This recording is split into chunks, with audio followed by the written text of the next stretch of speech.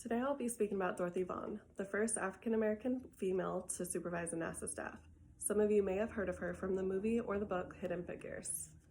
Dorothy Vaughan had a 28-year career with NASA in which she became an integral part of her field and helped forward research. Dorothy Vaughan attended and graduated high school at the age of 15, receiving a full tuition scholarship to attend Wilberforce University, where she graduated with her bachelor's at the age of 19. Soon after graduation, she met her husband Howard Vaughan, and they started what would be their 6-children family. Although she was urged to continue her studies, she decided to start working immediately to help her family through the Great Depression, and she began her 14-year career as a high school math teacher. In response to World War II and wanting to ensure all American society was able to contribute, President Roosevelt signed an executive order in 1941 banning discriminatory employment practices. This created a lot of opportunities for people of color. Due to the war, many men had entered the service. This created many vacant jobs, leading to National Advisory Committee of Aeronautics, or NACA, opening more positions for women to help with research for airplane production. This led to Dorothy leaving her position in 1943 as a high school math teacher to take a position at Langley Memorial Aeronautical Laboratory with the NACA, which later would become known as NASA. During a time where segregation was still prominent, she and other African-American women mathematicians known as computers were assigned to the West Area Computer Division. This is an area that had kept their work as well as other facilities separate from their white coworkers. Prior to the modern computer being invented, the term computer also referred to an individual who computed complex mathematical equations by hand, and this was also known as a job title, one which Dorothy and many other women at the NACA held.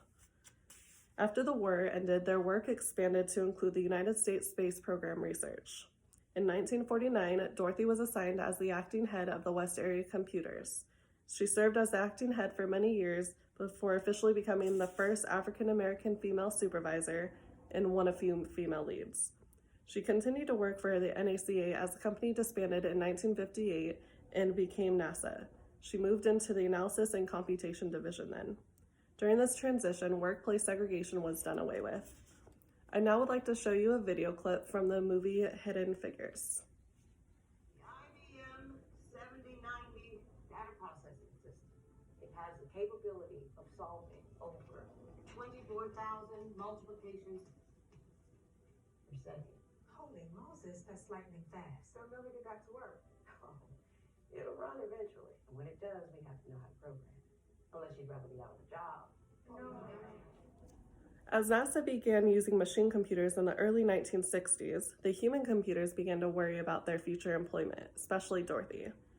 With this concern in mind, she took it upon herself to learn Fortran, a computer programming language, and she taught it to her staff as well.